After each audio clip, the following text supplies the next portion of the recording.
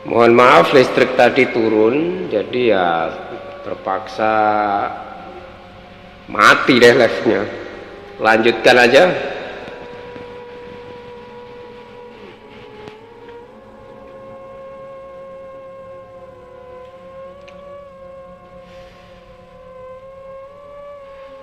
Oke, saya lanjutkan untuk bagian kedua. Gending alas mayit Dananjaya Sambara bagian kedua. Kondisi desa semakin hari semakin mencekam, seolah menunggu kapan giliran menerima kutukan itu. Sampai akhirnya warga memutuskan untuk memanggil orang pintar dari desa lain. Pak, setelah ini desa kita aman kan? Tanyaku pada bapak. Bapak menghela nafas seolah menunjukkan rasa kurang setuju. Boh, bapak sih kurang setuju. Tapi di satu sisi bapak juga takut. Jawabnya dengan setengah gelisah. Semenjak kejadian pertama, Bapak selalu mengajak kami sekeluarga dan tetangga untuk rutin melakukan pengajian. Hal ini tidak cukup untuk menangkal kutukan ini. Namun Bapak selalu bilang kalaupun kita tetap jadi korban, setidaknya kita membawa bekal pahala dari hal baik ini.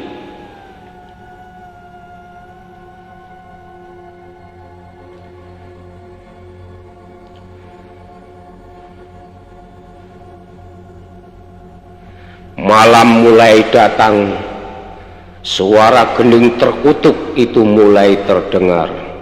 Warga mulai berkumpul di mulut hutan. Terlihat seorang kakek tua berpakaian serba hitam sedang melakukan ritual di sana bersama seorang anak buahnya. Bu, kuwi tau wong pintere? Tanyaku pada Bu Retno yang juga berada di sana. Iya Sekar, kok kelihatannya menyeramkan ya? Jawabnya. Orang pintar itu menyelesaikan ritualnya dan berdiri dengan perlahan. Ketemu setan itu ada di hutan, ucap kakek tua itu. Ben,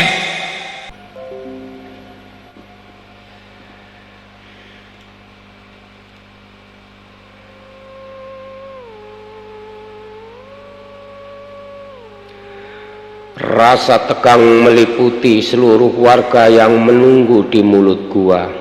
Cukup lama sampai akhirnya suara gamelan perlahan menghilang dari pendengaran kami.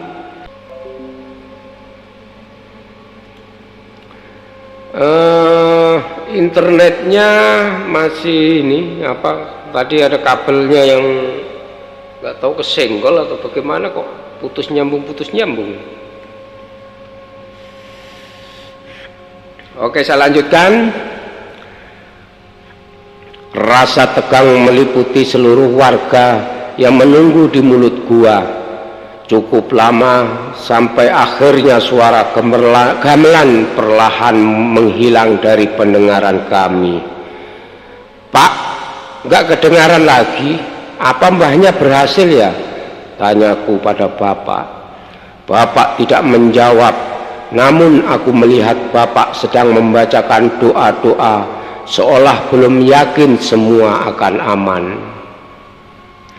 Perlahan mulai terlihat kakek tua keluar dari dalam hutan. Ia berjalan dengan cara yang sangat aneh. Awalnya warga merasa sedikit lega, namun semua itu berubah ketika suara gong muncul dari dalam hutan. Suara itu gong berbunyi berkali-kali dengan suara sangat keras, seolah dipukul dengan amarah. Kakek tua itu tersentak, berdiri dengan kaku memiringkan lehernya, memutar tubuhnya hingga patah dan tak bernyawa. Modiar berarti ki wong ini kakek ya dukune mati kalah karo demite. Rasakno dukun. Warga panik dan berteriak, namun kembali terdengar suara gending kutukan itu dengan suara yang keras dan cepat.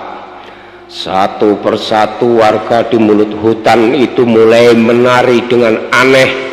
Mereka mengamuk menghampiri orang lain sambil menyakiti diri sendiri dengan mematahkan sendi-sendinya. Sekar, lari! Bapak segera menarikku dan berlari menjauh dari sana. Aku menoleh, sudah hampir setengah warga menari dan cukup banyak yang sudah tergeletak di tanah dengan tangan tetap menyeret di tanah. Sisa warga yang masih selamat berlari berhamburan mencoba menyelamatkan diri. Kami berlari menuju rumah, namun suara gamelan itu masih terdengar. Pak, panas Pak. Tubuhku mulai terasa panas seolah ada sesuatu hal yang memaksaku untuk menggerakkan badanku di luar kemauanku. Bu, tolong Bu, ucap bapak memanggil ibu dari dalam rumah. Ibu keluar dengan tergesa-gesa dan menghampiri kami. Tanganku mulai berputar dengan gemulai, namun aku masih bisa menahannya. Pak, tolong Pak, Sekar takut, ucapku pada bapak. Bapak menyentuh kepalaku, membacakan doa, dan sekuat tenaga menahan badanku untuk tidak bergerak. Rasa panas mulai menghilang perlahan. Aku mulai bisa mengendalikan diriku. Namun dari jauh mulai terdengar suara teriakan warga menuju ke tempat ini. Bu, ambil semua yang sudah kita siapkan. Perintah bapak kepada ibu. Bapak yakin? Ucap ibu dengan ragu. Yang kita takutkan sudah terjadi, nggak ada pilihan lagi, ucap bapak memandang wajah ibu. Ibu melihat jauh ke arah desa dan melihat warga yang tengah kesetanan mulai mencapai tempat ini. Ia mengerti dan segera masuk ke dalam rumah. Sekar, kamu dengerin bapak. Kali ini bapak memandangku dengan wajah yang sangat serius. Setelah ini kamu harus tinggalkan desa ini. Pergi sejauh mungkin sampai suara gamelan ini tidak terdengar, perintah bapak kepadaku. Tapi Pak, Ibu, tanyaku dengan ragu. Ibu keluar dan membawakan sebuah tas yang isinya kebutuhanku yang telah disusun dengan rapi. Bapak dan ibu akan tetap di sini membantu sebisa mungkin, ucap ibu. Terlihat beberapa pria yang telah kehilangan kesadaran menari ke arah kami. Pergi Sekar, pergi, kamu harus selamat, ucap bapak yang segera membaca doa dan menghampiri pria itu. Rasa panas mulai memasuki tubuhku lagi. Kutukan gending alas mayit ini sudah merasuki tubuhku. Sekar, kamu harus pergi sekarang. Cari orang ini. Mungkin dia bisa membantu menyelamatkan desa ini, ucap ibu sambil memberikan sebuah foto. Aku tak tahan lagi dengan rasa panas ini. Aku memeluk ibu erat-erat dan segera berlari menjauh dari suara gending ini. Gelapnya malam membuatku terjatuh beberapa kali. Aku tak peduli, yang penting aku harus menjauh dari suara ini. Sudah semalaman aku berjalan menjauhi desa. Matahari sudah mulai terbit. Suara gending alas mayit sudah tidak lagi terdengar. Malam ini aku selamat dari kutukan itu. Sebotol air yang sudah disiapkan oleh ibu di dalam tas hanya mampu sedikit menghilangkan rasa lelahku. Aku melihat foto yang diberikan oleh ibu. Terlihat seseorang pria yang sedang berpose atas puncak gunung. Aku membalikkan foto tersebut dan tertulis sebuah nama, Dananjaya Sambara, Merapi, 6 Juni 2016. Agustus 2009, lulus dari universitas ternama di Jogja merupakan mimpi yang menjadi kenyataan, walaupun aku lulus hanya dengan nilai seadanya. Aku benar-benar semangat untuk memulai dunia baru, melupakan tugas-tugas semasa kuliah dan mulai bekerja.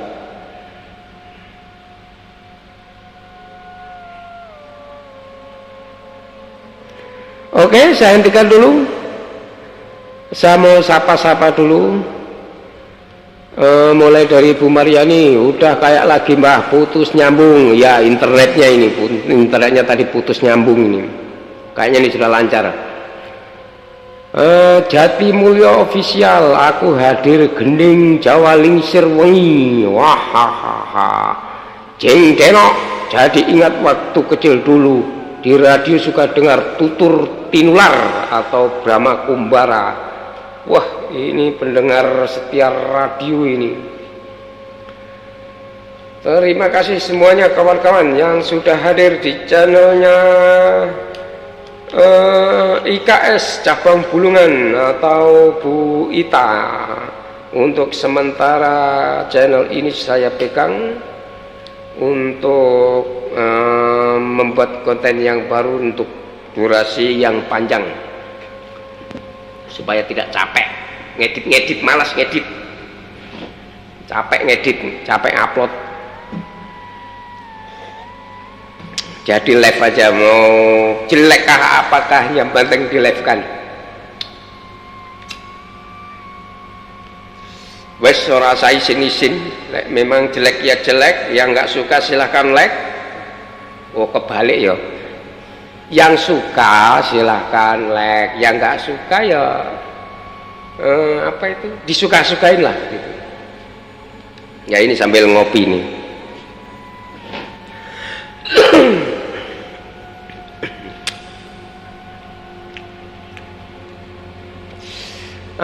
Ini saya tidak menggunakan StreamYard ya, jadi nggak bisa gabung. Saya menggunakan OBS karena ada, kalau menggunakan StreamYard itu nggak bisa background musiknya nggak bisa masuk, harus share. Mungkin kalau di share layar baru bisa, tapi kan jelek nanti kalau share layar.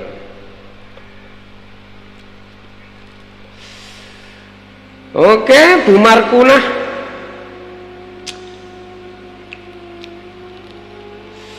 Ini sudah part kedua, yang part ketiga Dananjaya. Ini saya bukan berperan sebagai Sekar lagi, dan ini saya ulangi, saya akan berperan sebagai Dananjaya, Dananjaya Sambara. Jadi part berikutnya yang ini lanjutannya nanti saya bukan sebagai Sekar tapi sebagai Dananjaya Sambara.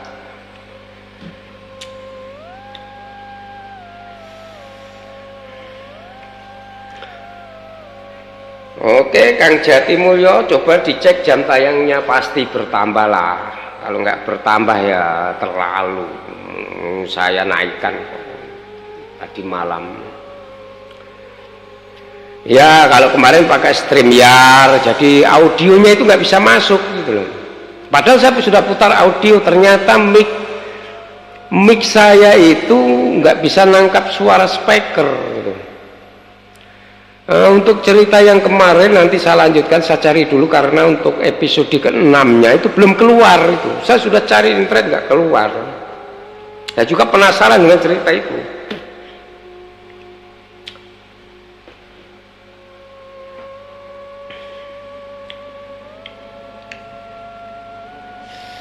Kalau ini agak serem nanti lanjutannya.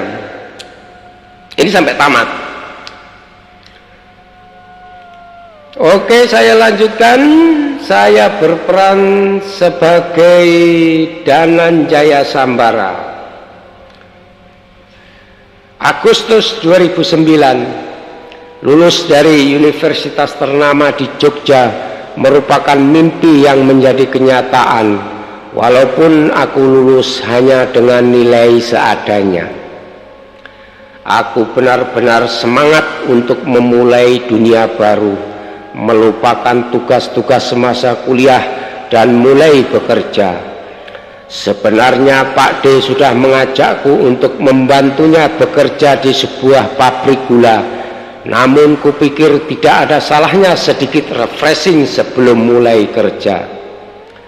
Namaku Dananjaya Sambara, panggil saja aku Danan.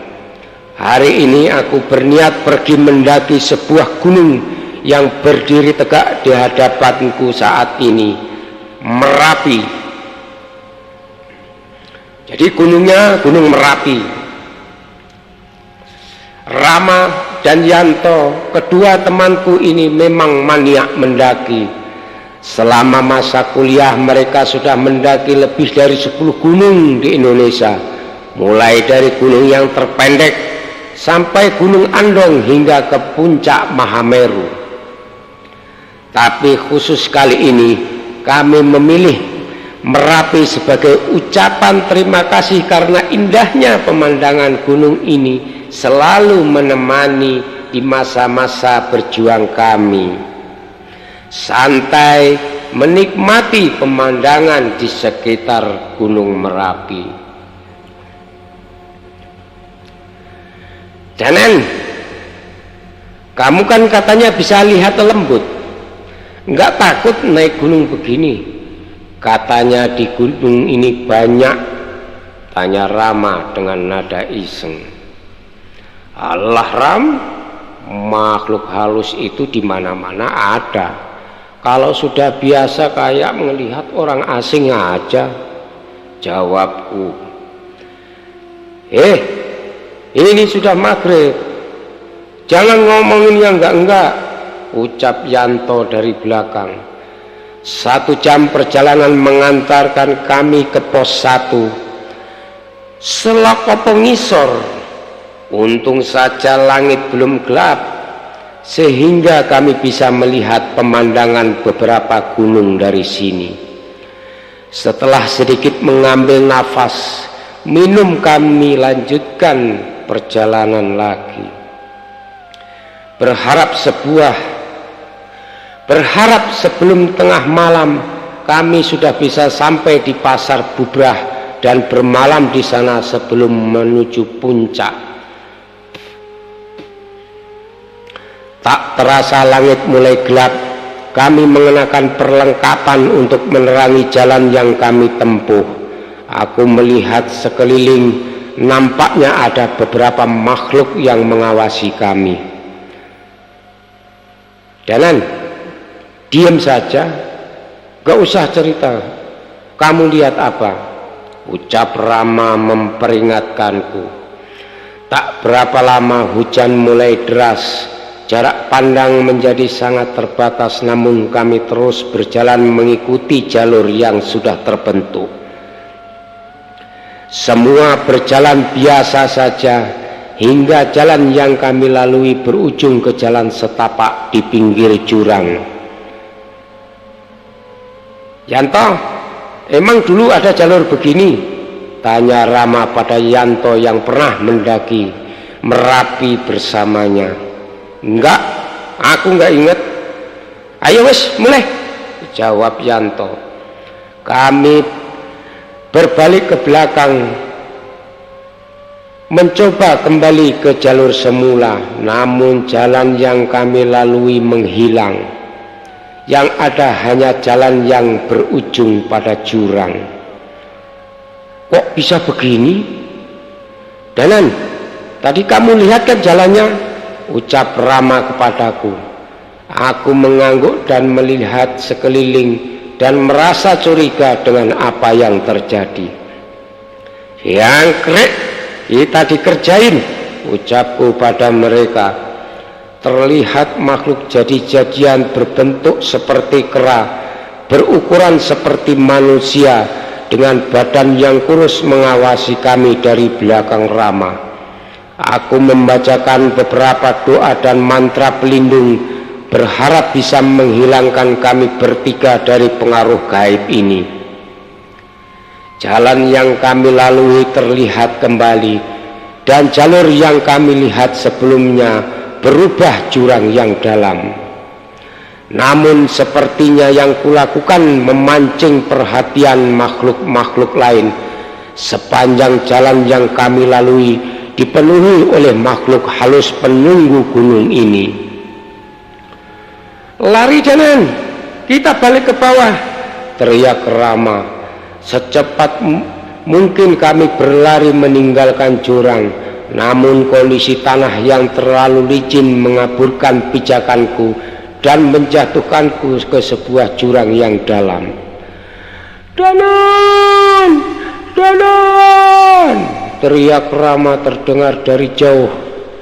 Namun suara itu sayup-sayup menghilang bersama dengan kesadaranku.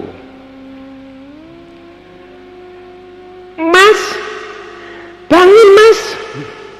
Terdengar suara perempuan mencoba membangunkanku. Rasa sakit masih terasa dari kepala dan sekujur tubuh, namun aku tetap memaksa untuk membuka mata. "Ini gimana?" tanyaku pada perempuan yang mencoba membangunkanku. "Udah, tenang dulu, ini diminum," ucap perempuan itu sambil menyerahkan segelas teh hangat. Aku meminumnya sampai habis, terasa haus yang amat sangat dari tenggorokanku. "Masnya udah pingsan seharian, warga nemuin Mas pingsan di hutan kemarin," jelasnya. Aku menyentuh dahiku yang ditutupi perban, mulai teringat kejadian saat aku terjatuh ke dalam jurang.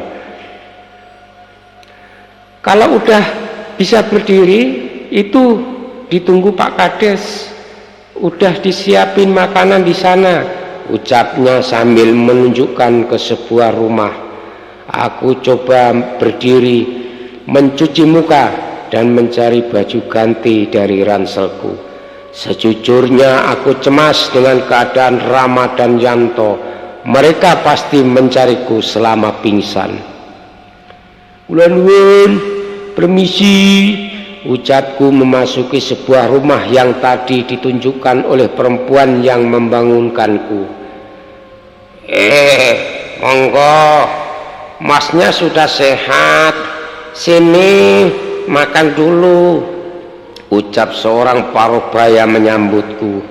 Aku menghampiri mereka dengan ramah, sepiring nasi disiapkan dan diberikan kepadaku. "Udah, kenalannya nanti dulu, makan dulu aja, pasti lapar kan, lawang pingsan seharian," ucap bapak itu. "Nggih, maaf ya Pak, ngapunten," jawabku sambil mengambil lauk yang terlihat begitu menggoda. "Kula nuwun, permisi," seorang wanita terdengar dari pintu rumah. "Lasmi, sini ikut makan," ucap sang pemilik rumah memanggilnya.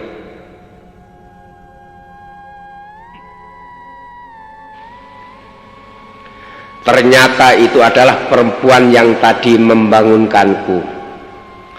Makan yang banyak ya Mas," ucapnya sambil melempar senyum. Aku mengangguk sedikit malu, namun sepertinya rasa lapar ini berkuasa terhadapku. Lumayan ini dapat kenalan ini. "Saya kepala desa di sini. Panggil saja Pak Kades. Sampai Masnya benar-benar pulih, istirahat di sini dulu," ucap pria itu dengan ramah. Matur nuwun Pak, nama saya Danan. Memang ini di mana ya Pak? Tanyaku. Ini desa Wendualit. Ngopi sik. Blepotan. Mocone Blepotan. Ini desa Wendualit. Pasti belum pernah dengar, jawab Pak Kades. Iya Pak, saya baru tahu ada di desa di dekat posko pendakian, lanjutku. Pak Kades mengerutkan dahi seolah merasa heran. Posko? Apa maksud Mas Danan? Tanya Pak Kades. Lah, saya terjatuh di jalur pendakian Merapi. Bukannya Bapak nemuin saya di jalur pendakian? Tanyaku pada mereka. Lasmi dan Pak Kades saling memandang. Desa ini jauh dari posko pendakian manapun Mas, apalagi sama kota. Kendaraan aja nggak bisa masuk ke sini.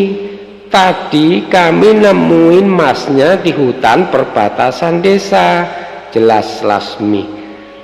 Aku merasa dengan apa yang mereka katakan. Segera saja ku ceritakan apa yang terjadi.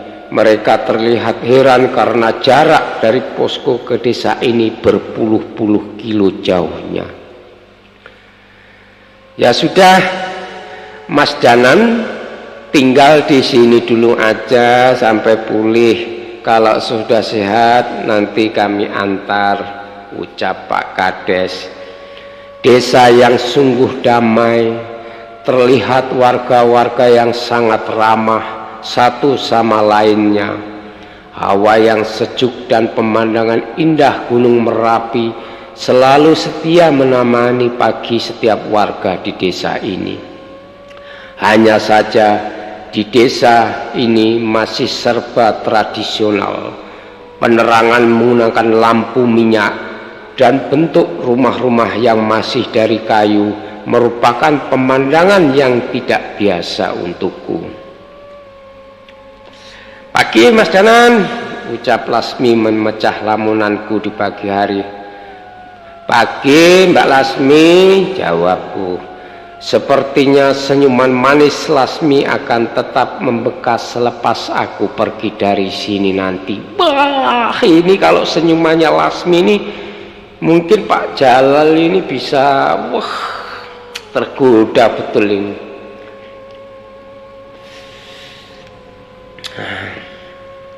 Sudah 3 hari aku tinggal di desa ini, di sebuah rumah singgah yang sepertinya diperuntukkan untuk tamu yang mampir ke sini. Rasanya aku mulai merasa cukup nyaman. Aku pun mulai akrab dengan warga di desa ini. Namun aku tidak mau membuat teman-temanku lebih khawatir lagi. Setidaknya besok aku harus sudah pamit. Seharian ini aku habiskan untuk berkeliling desa dan menyapa warga-warga di sini. Namun ada sedikit yang mengganggu indraku, yaitu sebuah hutan yang terletak di sudut perbatasan desa. Hari mulai malam, desa sudah mulai sepi oleh warga. Aku tetap menikmati suasana ini dari teras rumah sampai akhirnya aku memutuskan untuk istirahat.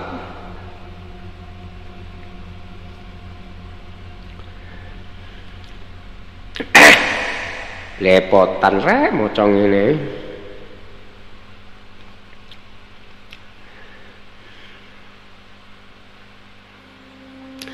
Belum sempat tertidur, suara ketukan berkali-kali di pintu rumah Pak Kades. Aku keluar mencari tahu apa yang terjadi. Terlihat perbincangan singkat antara warga dan Pak Kades. Ya udah, coba panggil Pak Sardi. Nanti saya menyusul. Aku keluar menghampiri Pak Kades penasaran dengan apa yang terjadi. Pak, ada apa toh Pak? Tanyaku pada Pak Kades.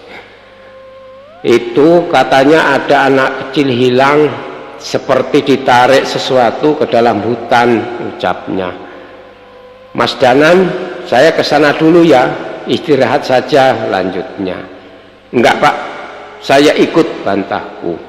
Kami sedikit berlari menuju mulut hutan, tempat warga berkumpul. Terlihat warga sudah siap di sana dengan kentongan dan obor. Aku menerobos kerumunan dan melihat ke dalam hutan. Belum sampai masuk ke dalam hutan, terlihat dari mataku dua makhluk halus, penjaga dengan kaki sepanjang hampir manusia dewasa, menunggu di tengah gelapnya hutan itu. Warga desa sepertinya tidak sadar dengan keberadaan makhluk itu. Nah, ini kayaknya di mulut hutan dijaga oleh genderuwo ini.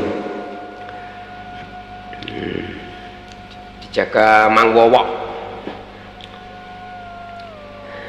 Kita bagi sebagian masuk ke hutan dan sisanya berjaga di desa, ucap Pak Kades kepada warga.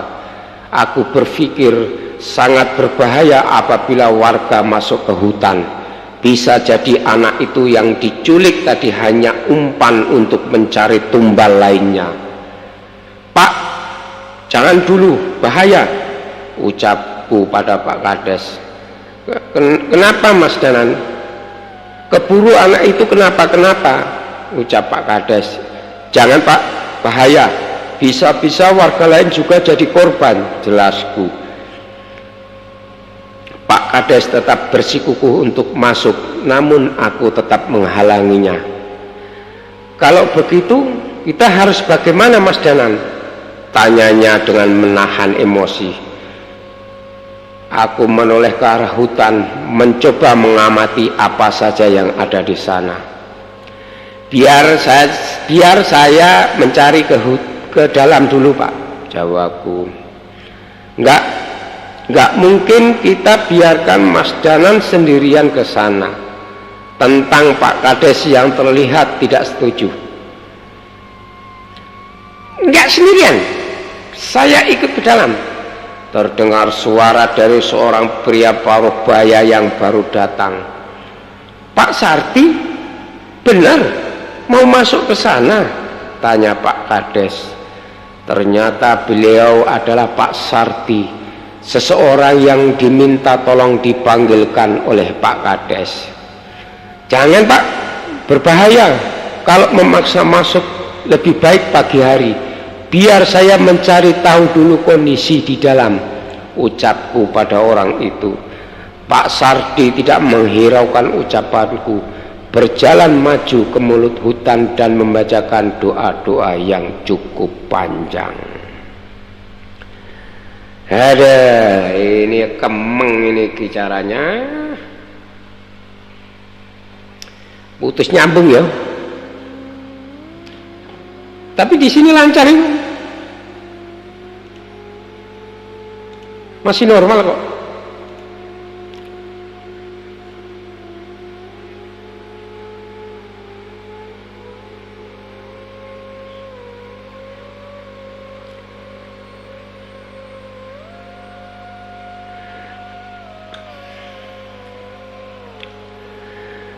Terlihat kedua makhluk penjaga di mulut hutan itu geram dan menghampiri Pak Sarti. Namun sebelum sempat mendekat, kedua makhluk itu terbakar habis. Mas, jadi ikut ke dalam, ucap Pak Sarti dengan menoleh ke arahku.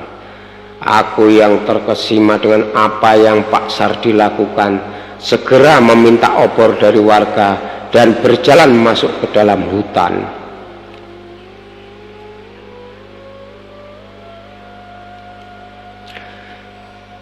Oke, ini sudah selesai yang ketiga, masuk ke 4. Tapi ya kok encok ya.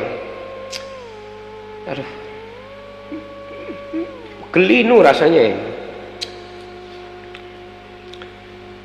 Ayo Bu Murtini, siap Jatimulyo official, salam kenal ya itu. sama-sama orang Jawa saya ketemukan. Jeglak dhisik Mbah. Wah, Marian ini masa bahasanya jeglak dulu. Iya, putus nyambung kayak cintaku kepadamu.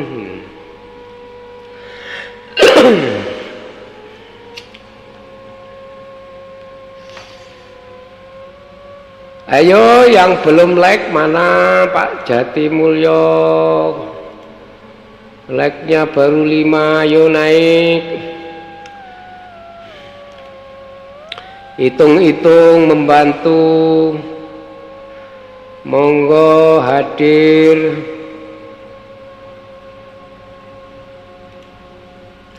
Para sedulur-sedulur sedaya.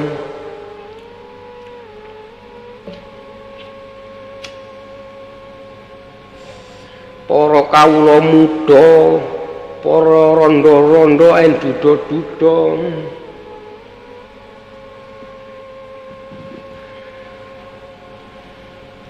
Yang belum hadir, mari segera merapat.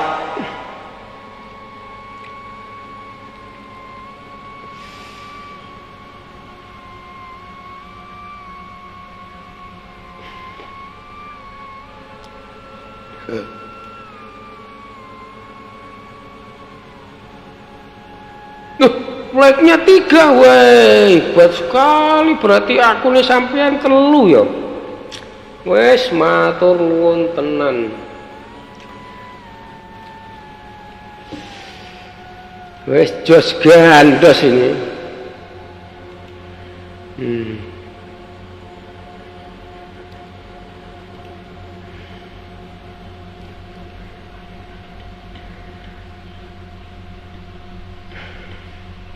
Ayo Pak Jalal, Pak Jalal, mana Pak Jalal? Oh, Pak Jalal sudah nggak mau hadir di channelnya Bu Ita ini. Dia maunya di channelnya Lydia saja ini kayaknya ini orang ini. Ya wes serapopo lah, pek-pek dewe kono.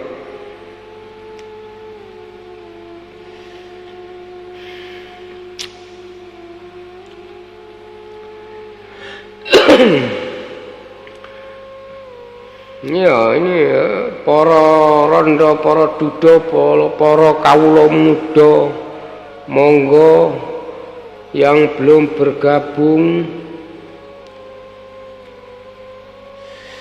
silakan bergabung. Mudah-mudahan apa yang menjadi cita-cita panjenengan tercapai semua. Mudah-mudahan sedekah panjenengan dengan ikut menyaksikan siaran langsung dari Ki Sabdo Melon, mudah-mudahan selalu berkah, mudah-mudahan membawa manfaatnya, mudah-mudahan dan mudah-mudahan dan mudah-mudahan, nggak tahu apalagi mudah-mudahannya.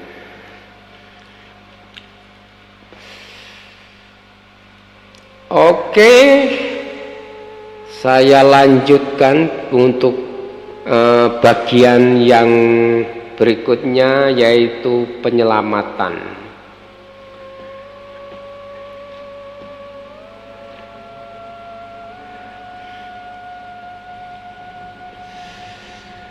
Gelap, sangat gelap. Bila tanpa obor di tanganku, mungkin rasanya seperti menutup mata.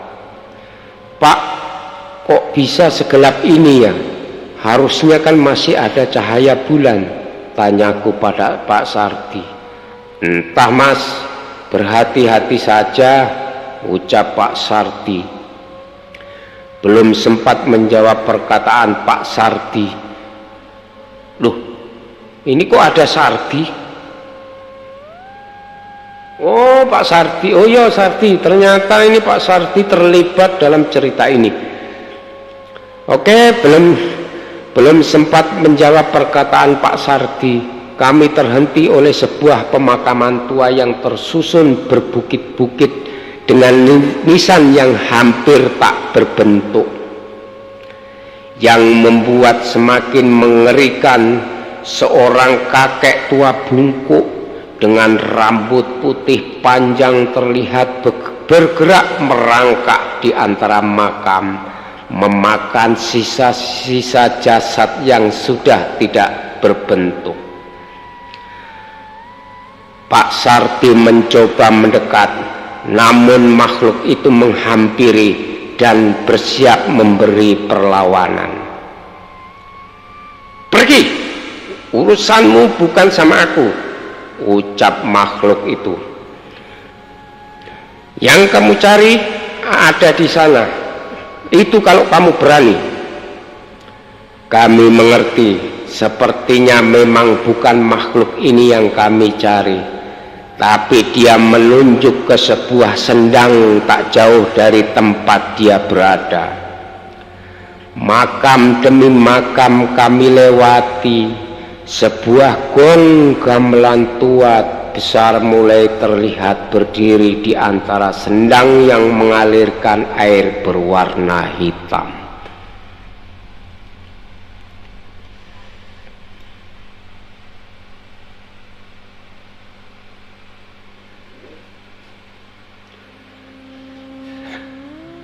"Hati-hati Mas Danan, makhluk itu masih terus memperhatikanmu," ucap Pak Sarti.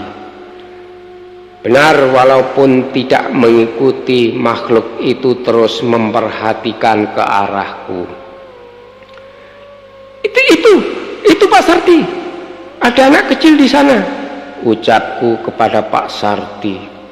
Terlihat seorang anak balita tanpa pakaian tergeletak di tengah-tengah sendang.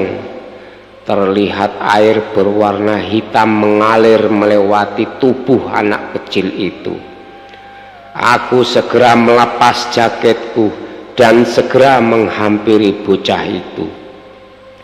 Namun sebelum sampai ke sana, terlihat menyerupai wanita raksasa berjalan bungkuk dengan tangannya dengan payudara yang menggelambir menahan bocah yang tidak sadarkan diri itu. "Hati-hati, sepertinya makhluk itu berniat jahat," ucap Pak Sarti kepadaku. Belum sempat menjaga jarak, tangan besar makhluk itu meraih wajahku dan menarikku. Pak Sarti segera bergegas membacakan doa dan mengayunkan tangannya. Terlihat cahaya putih menyelimuti kepalanya, berhasil melepaskan cengkeraman makhluk itu. Setan itu berlari ke belakang dengan menyeret bocah kecil di tangannya. Kami mengikutinya, namun terdengar suara gong dipukul berkali-kali seolah memberikan isyarat. Kami berhenti tak jauh dari sendang dan mulai terlihat pemandangan yang sangat mengerikan di sekeliling tempat ini. Semua makhluk halus penunggu hutan memperhatikan kami dari balik pohon seolah mengikuti tanda dari suara gong tadi. Pocong dengan badan yang tidak utuh, perempuan tua bergantungan dengan tangan tanpa kaki di tubuhnya. Sepertinya mereka korban-korban pembantaian di zaman dulu. Mungkin saja jasad dan keberadaan mereka yang membuat air sendang tadi menjadi hitam pekat. Aku gentar, begitu juga dengan Pak Sarti. Dendam makhluk-makhluk itu terlalu kuat. "Ini yang aku takutkan, Pak. Anak itu hanya pancingan agar banyak warga masuk ke sini menjadi tumbal mereka," ucapku dengan gemetar. "Kalau kita bertarung sekarang, kita pasti mati, Danan," ucap Pak Sarti. "Benar," kata Pak Sarti, "tidak mungkin kita melawan mereka semua."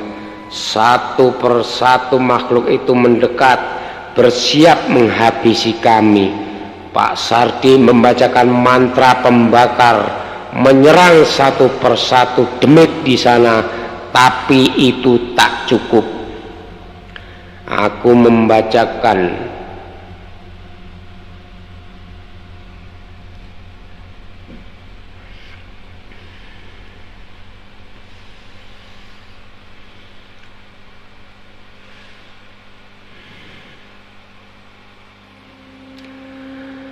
membacakan ajian pelindung dan berlari menerjang bocah kecil yang dibawa setan wanita itu. Tangkapanku berhasil. Segera ku angkat anak itu dan berlari secepat mungkin. Namun tidak lama, pukulan besar menghantamku dari belakang. Aku terjatuh. Pak Sardi menghampiriku dan mencoba melindungi dengan doa-doa yang dia baca. Namun ilmu Pak Sardi pun tak cukup kuat. Tangan-tangan makhluk buas mulai merobek tubuh kami. Rasa sakit menjalar di seluruh tubuhku. Terlihat setan wanita mengambil batu besar, bersiap menghantamkan ke arahku. Sakit, sangat sakit. Aku menutup mata, seolah pasrah dengan apa yang terjadi. Kupikir inilah akhirnya, tapi tiba-tiba mendadak semua serangan itu terhenti. Bocah wedhus, bocah kampret, sopo jenengmu? Tanya kakek tua itu padaku. Danan Jaya Sambara, jawabku dengan lemah. Sambara, orang-orang bodoh yang tidak sayang dengan hidupnya. Aku tidak mengerti dengan apa yang ia bicarakan. Pulang, setan-setan ini biar menjadi urusanku, perintahnya kepadaku. Tapi mbah ini siapa? Tanyaku penasaran. Tidak usah banyak bicara, jaga saja keris Roko Sukmo yang kamu pegang, ucap kakek tua itu. Pak Sardi terheran dengan apa yang terjadi, namun ia segera membantuku berdiri dan meninggalkan hutan ini. Keris Roko Sukmo? Bagaimana kakek itu tahu tentang keris yang tersimpan di sukmaku? Sekilas aku menoleh. Terlihat kakek tua itu tertawa seperti orang gila, melompat dari pohon ke pohon, membasmi setan-setan itu dengan brutal. Matahari mulai terlihat, hanya sebagian warga desa yang masih menunggu di mulut hutan. Warga terlihat lega setelah mengetahui kami dan anak yang diculik selamat dari hutan.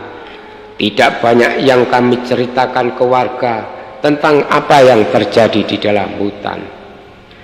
Bapak enggak apa-apa? Tanya seorang wanita yang berlari menghampiri Pak Sardi. Enggak apa-apa Sekar, cuma luka sedikit, jawabnya dengan melemparkan senyum pada anaknya itu. Walaupun aku tahu luka Pak Sardi juga cukup serius.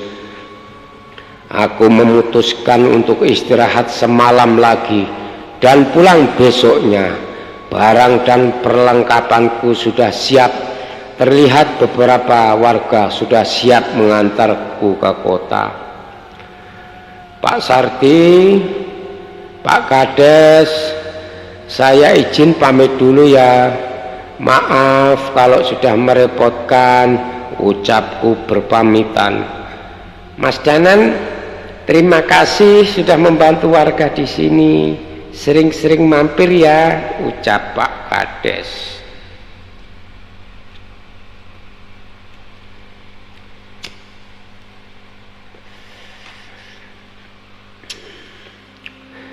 Iya Pak, semoga saya bisa mampir ke sini lagi.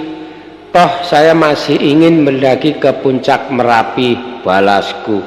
Ingatanku kembali teringat akan hutan dan sendang air yang begitu hitam. Cepat atau lambat tempat itu pasti akan menjadi bencana untuk desa atau bahkan lebih besar lagi. Aku berpamitan dan meninggalkan desa terpencil di lereng kaki Gunung Merapi yang menyimpan banyak misteri ini, Desa Windualit.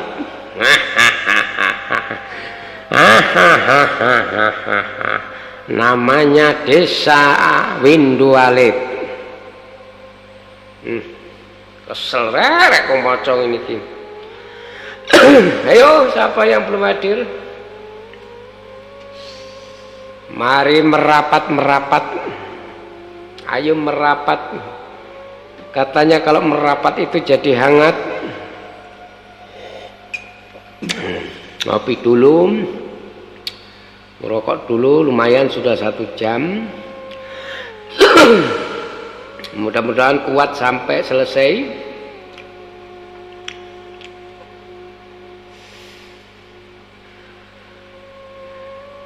Ayo, siapa lagi? Aduh, ini rada suwak. Yu. Ambeyan kumat carane ngene iki. Ora enek rondo sing gelem miceti yo. Ada.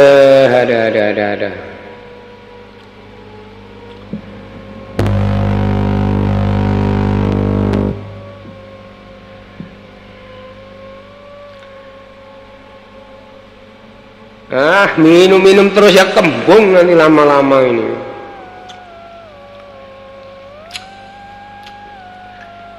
Ternyata masih lama ini. Aduh, kuat enggak ya? Penggantinya enggak ada, jadi penggantinya sudah tidur.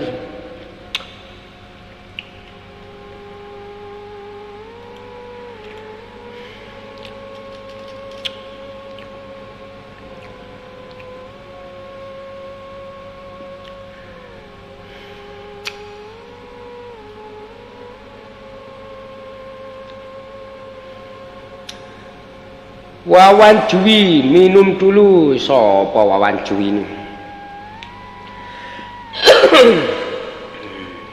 Oh, ya cakai. Muaser, kasihan amat. Bener bro, kasihan. Kasihan. Kasiman. Sek ngerokok sek. Udut se, tenang, slow, ambil mikir masa depan yang buram.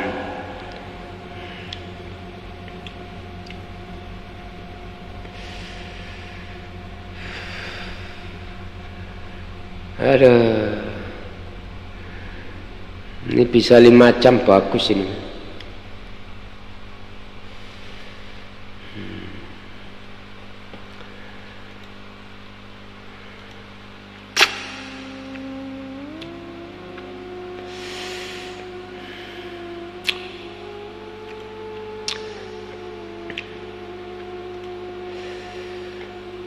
Oke.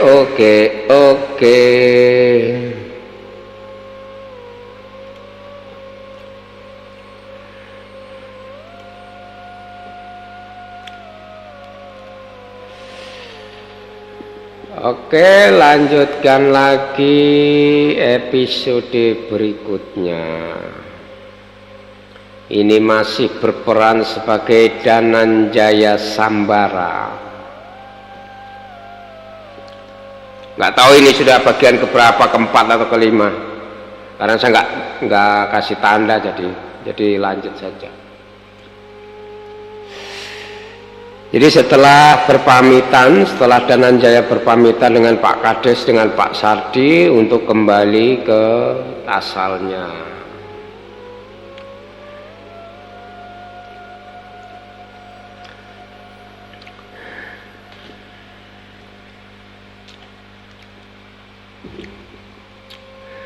Sayup-sayup terdengar suara gamelan terdengar di antara hutan di sekitar pabrik gula. Terlihat seorang wanita muda menari dengan gemulai di tengah-tengah cahaya bulan purnama. Tapi dari mana asal gamelan itu? Tidak ada satupun tanda-tanda pemain maupun alat musik gamelan di sekitar sini. Yang anehnya lagi, mereka makhluk halus para penunggu pabrik yang sudah lama tidak menampakkan diri, kini berkumpul di sekitar wanita itu. Aneh, oh tidak, lebih tepatnya sangat mengerikan. Tarian wanita itu semakin menggila. Ia memaksa memutar sendi-sendi tubuhnya ke arah yang tidak wajar. Aku berlari mendekati wanita itu, mencoba menahan gerakannya, namun tenaganya terlalu besar. Sesuatu sedang merasuki tubuh wanita ini. Sebuah doa dan ayat-ayat suci kubacakan untuk menenangkan wanita itu. Cukup lama hingga akhirnya wanita itu terbaring lemas dan tak berdaya. Kota Jogja, sebuah kota yang pasti akan sulit dilupakan oleh siapapun yang berkunjung ke tempat ini. Rasa nyaman kota ini takkan pudar walaupun hanya dinikmati dengan jalan-jalan dengan Vespa tua ini. Terlihat sebuah kereta telah berhenti di stasiun. Aku memarkirkan motor dan menunggu seorang keluar mengenali Vespa tua ini. "Cahyo!" teriak seseorang seumuranku yang baru saja keluar dari stasiun. "Ojek, Mas?" jawabku dengan sedikit meledek. "Ya, ojek, Mas. Ke pemakaman ya," balasnya. "Sem, mbok pikir ki aku demit apa?" jawabku sambil menepuk helm yang sedang dipakainya. Danan adalah teman seperjuangan. Ini bukan Danan ya, ini kayaknya tadi berperan sebagai Cahyo. Danan adalah teman seperjuanganku saat bekerja di pabrik gula, walaupun sekarang ia memilih berhenti dan mencoba peruntungan untuk melamar di perusahaan di swasta di Jogja. "Cahyo, perempuan yang kamu ceritain itu masih di rumah Pak Lek?" tanya Danan kepadaku. Aku memang sudah menceritakan mengenai seorang perempuan aneh yang ditemukan di hutan belakang pabrik gula. "Masih, makanya kamu temuin dulu, tanggung jawab kamu," jawabku meledek. "Ngeledek aja kamu," balasnya. "Lah piye? Ditemukan seorang perempuan yang gak inget apa-apa. Petunjuknya cuma di tasnya ada fotomu," jelasku. "Yo wes, entar kita temuin dulu aja. Ayo cepetan, kita gas," jawab Danan dengan raut muka yang penasaran. Vespa tuaku laju dengan santai menuju ke rumah Pak Lek di Klaten. Wah, ini tetangganya Bu Murti ini nih. Topik-topik ringan tak berhenti bermunculan saat perjalanan. Wajar saja selama kejadian di Imah Lewung kita hanya membahas masalah-masalah yang serius. Perjalanan yang harusnya cukup lama jadi terasa singkat. Tanpa terasa kami sudah sampai di rumah Pak Lek. "Ulen," aku mengetuk pintu rumah Pak Lek yang tak jauh dari rumahku. Seorang pria berambut putih terlihat buru-buru keluar membukakan pintu. Danan, sudah sampai, yuk masuk dulu," ucap pria itu. "Danan doang Pak Lek, aku ora diajak masuk," tanyaku setengah merajuk. Anak kowe ta Jul?" Omahmu kan ing kono, ucap Pak D menunjuk ke rumahku sambil meledek. Ya mbok diajak masuk dulu gitu, toh bule kan udah masak bandeng kan, ngambune tekan kene lho, jawabku merayu Pak Lek. Ah, giliran makanan cepat kamu. Ya wes, ayo mlebu, lanjut Pak Lek sambil membukakan pintu. Danan yang melihat tingkah laku Pak Lek kepadaku hanya bisa tersenyum dan geleng-geleng. Aku membantu Danan memberes-bereskan barang bawaannya sembari Bule menyiapkan makan malam untuk kami.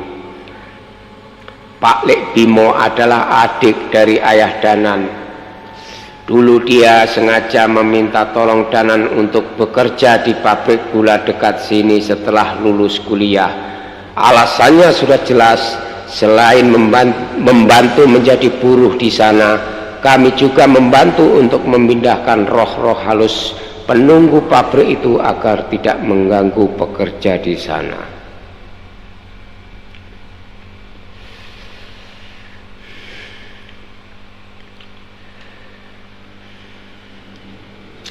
Ambekan sirek.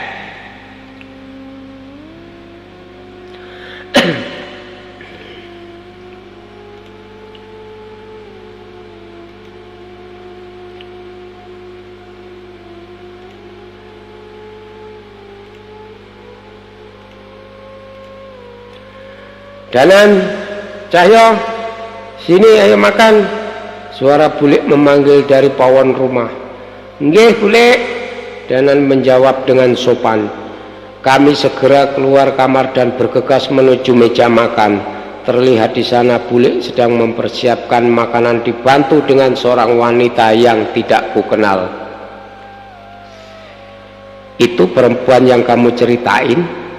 Bisik Danan kepadaku.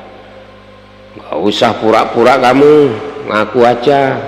Udah kamu apain aja dia, balasku dengan suara yang keras hingga terdengar oleh Pak Lek dan Bule. Sontak Danan memukul kepalaku. Tentunya dengan muka yang sedikit memerah. Sudah, ayo makan dulu, ucap Pak Lek memotong pembicaraan kami. Masakan Bule selalu ngangenin, walaupun tidak ada Danan. Kadang aku masih sering numpang makan di sini. Sambal buatan Bule memang paling enak setanah Jawa. Mbak, kenal sama mas-mas ganteng ini? Ucapku kepada wanita di samping Bule. Wanita itu menoleh pada Danan menggelengkan kepala. Tuh kan, makanya jangan nuduh macem-macem, ucap Danan.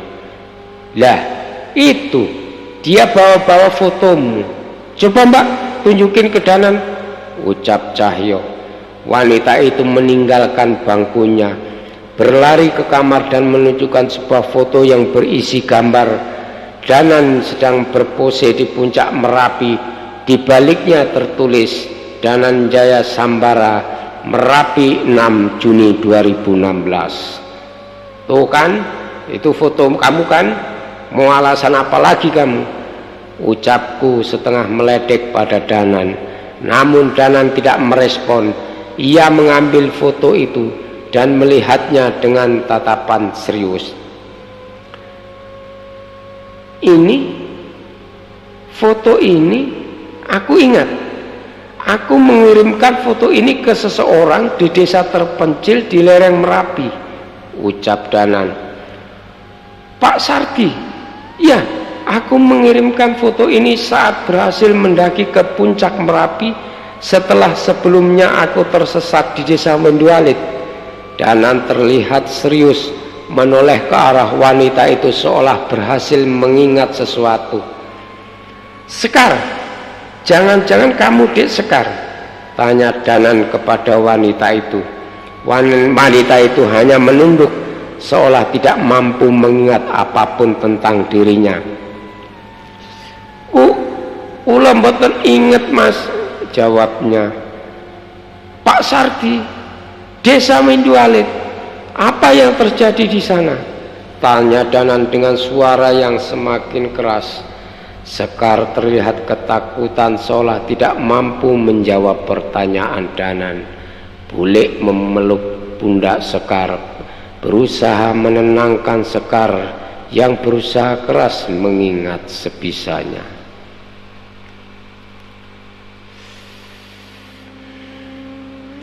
Udah, selesaikan dulu makannya. Habis ini kita kumpul di pendopo, ucap Pak Lek dengan tegas. Suasana setelahnya menjadi semakin serius. Terlihat dari mata Danan seolah sedang mengingat sesuatu. Pendopo Pak D terletak di halaman belakang rumah yang bersebelahan langsung dengan hutan, tempat yang nyaman untuk menikmati suasana malam.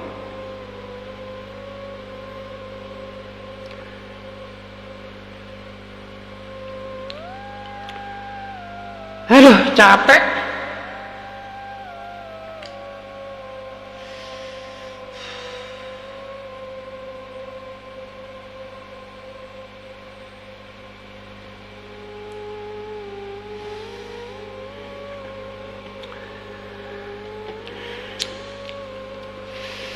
Kami berkumpul dan duduk dengan seadanya. Terlihat beberapa benda antik terpajang di dinding pendopo. Nah, Danan, coba ceritakan apa yang kamu tahu, tanya Pak Lek kepada Danan. Nggih, Pak Lek, dulu sewaktu saya lulus kuliah, saya sempat tersesat di desa Windualit di kaki Gunung Merapi. Ucap Danan memulai ceritanya tentang sebuah desa terpencil yang di luarnya terdapat sebuah hutan misterius bernama Alas Mayit. Danan menceritakan kisahnya saat mencoba membantu warga mencari seorang anak yang diculik makhluk halus ke dalam hutan dengan bantuan Pak Sardi yang kemungkinan adalah ayah Sekar. Yowes, besok kita ke sana saja. Kita antar Sekar sekaligus kita cari tahu ada masalah apa di sana, ucapku kepada Danan. Jangan buru-buru. Kamu ingat bagaimana kamu menemukan Sekar? Salah-salah kita bernasib sama, ucap Pak D memperingatkanku. Sekar, kamu benar tidak ingat sama sekali soal desamu? Tanya Pak D pada Sekar. Wanita itu hanya menggeleng tanpa mengeluarkan sepatah kata pun. Nah, kan kalau begini bagaimana kita bisa dapat petunjuk? Tanyaku pada Pak Lek. Pak Lek masih berusaha berpikir untuk menemukan sesuatu yang bisa dijadikan petunjuk. Sebenarnya ada satu cara, tapi sepertinya cukup berbahaya, ucap Danan. Kami menoleh dan mulai memperhatikan Danan. Cahyo, kamu ingat Yang Widarpa? Tanya Danan kepadaku. Maksudmu demit kakek tua gila yang membantu kita melawan Brataraswana? Jawabku memastikan kepada Danan. Iya, aku baru ingat. Di desa itu aku pertama kali bertemu dengan Yang Widarpa. Mungkin dia tahu sesuatu, lanjut Danan. Pak Lek mengerikkan dahi, terlihat tidak mengerti dengan apa yang kami bicarakan. Waduh, repot juga ya. Nek mbok panggil terus dianya ngamuk bisa hancur satu desa, ucapku pada Danan.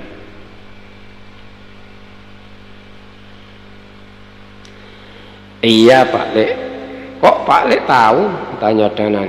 Wes, panggil wae. Itu di tengah kebun, ojo ning kene, ucap Pak Lek. Aku dan Danan saling berpandangan seolah masih ragu.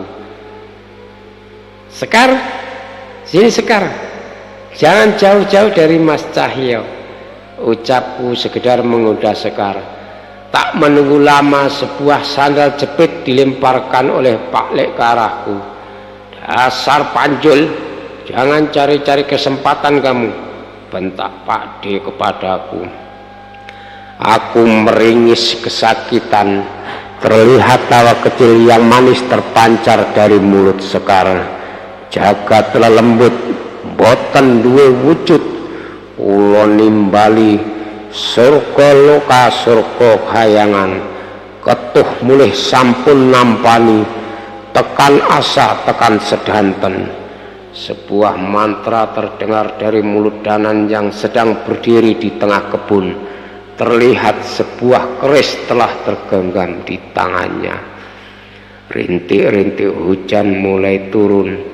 Terlihat sosok mengerikan muncul dari kegelapan hutan di belakang kebun Pak Lek. Kakek tua dengan rambut putih panjang berjalan dengan bungkuk menuju Danan. Bocah asuh, orang duwe sopan santun, wis bosan urip, ucap kakek itu sambil mendekat dan mencengkram kepala Danan. Aku bersiap melepas sarung dari pundakku dan menerjang kakek tua itu. Namun kakek itu terlalu cepat. Ia melompat ke atas pendopo dengan membawa tubuh Danan seperti boneka. Merespon perbuatan kakek tua itu, Pak Lek segera berlari. Yang enek sing arep ketemu. Pak Lek mendekat dan menggenggam keris yang tadi ia pegang. Sopo kowe?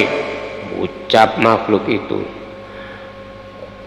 Kula Bima Sambara sing arep ketemu Ki Nyai Suratmi, ucap Pak Lek sambil menunjukkan keris itu kepada kakek tua itu.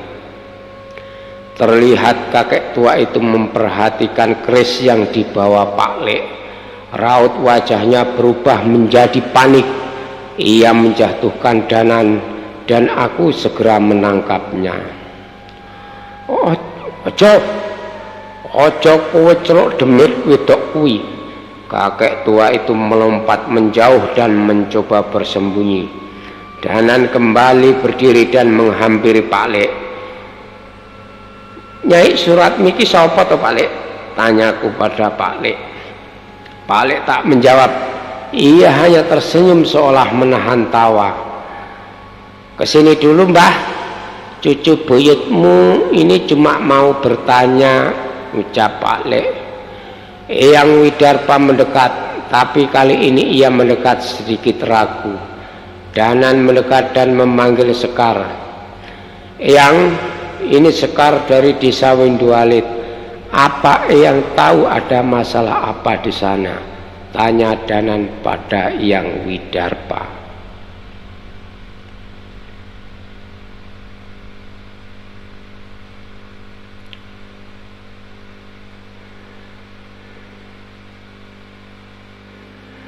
Terlihat Eyang Widarpa memperhatikan Sekar, namun tatapan Sekar berubah menjadi mengerikan. Hujan menjadi semakin deras. Sayup-sayup terdengar suara gamelan yang tidak diketahui dari mana sumber suaranya. Merasa ada yang aneh, Eyang Widarpa segera membelakangiku dan Pak Lek. Bocah asuh, Bimo, belek memburiku, ucap Eyang Widarpa kepada kami seolah memberitahu akan ada bahaya. Aku ora Mbah, ucapku. Ora usah, kowe sing nyelok aku demit kakek tua gila kan, ucap kakek itu padaku. Aku menepuk dahiku. Rupanya Eyang Widarpa mendengar pembicaraanku dengan Danan tadi. Mata Sekar terlihat semakin terbelalak. Ia mundur menjauh mendekati kehutanan. Ia mundur menjauh mendekat ke hutan dan membentuk sebuah tarian. Suara gamelan terdengar semakin cepat, lebih cepat dari saat pertama aku menemukan Sekar. Aku berlari menerjangnya, namun tenaga yang kuat muncul dari tubuh Sekar, mendorongku menjauh. Kamu tidak bisa menolong bocah ini lagi, ucap Sekar dengan suara menyeramkan. Di tengah hujan deras, Sekar menari kesetanan mengikuti irama gamelan. Suara gong menggema begitu keras serentak dengan pinggang Sekar yang hampir patah karena memaksa memutar tubuhnya. Tolong! Terdengar suara Sekar kembali seperti biasa, namun terlihat tangis kesakitan dari matanya. Sekali lagi suara gamelan terdengar semakin cepat. Kami tahu akhir ini akan diakhiri dengan gong yang akan melukai Sekar. Eyang, ucap Danan kepada kakek tua itu. Eyang melompat ke arah Sekar, menabraknya, mencengkeram kepalanya dan menariknya seolah bersiap memutuskannya. Tunggu, jangan sakiti Sekar, ucapku pada kakek tua itu. Namun ternyata salah. Eyang menarik sesosok makhluk hitam berpakaian sinden dari tubuh Sekar. Tanpa menunggu lama, kakek tua itu meremas kepala setan itu dan memakan tubuhnya hingga tak berdaya. Gending alas mayit, ucap Eyang Widarpa.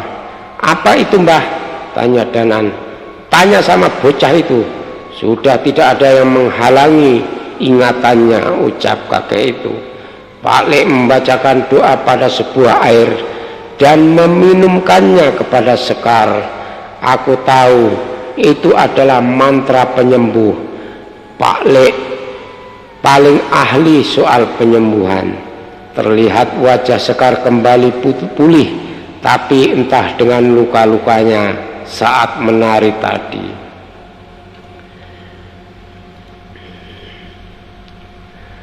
Aduh, capek rek cara ini iki.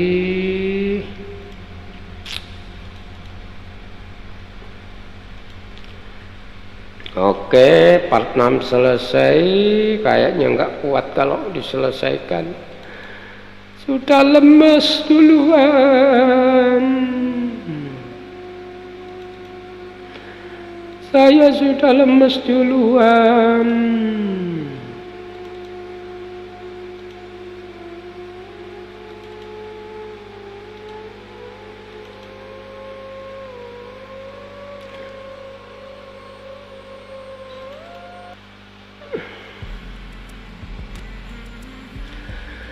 Oke, terima kasih semuanya yang sudah hadir mendengarkan live cerita misteri gending alas mayit.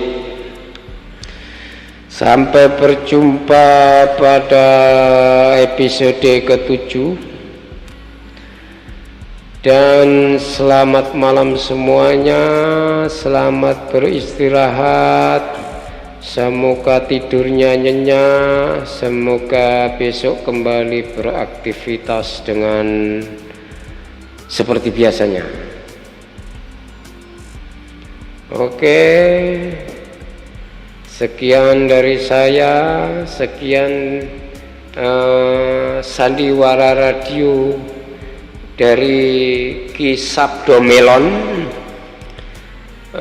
Sekali di udara tetap di udara, sekali lagi lah pokoknya mbuh apa wis karepe ngono lah. Namanya ini kan dunia, di dalam dunia tipu-tipu, jadi beginilah. Oke, kepada mbak-mbak, kepada mbok-mbok, kepada bapak-bapak semua yang sudah hadir, terima kasih like-nya, terima kasih jempolnya. Terima kasih sudah mendukung channel ini. Wassalamualaikum warahmatullahi wabarakatuh.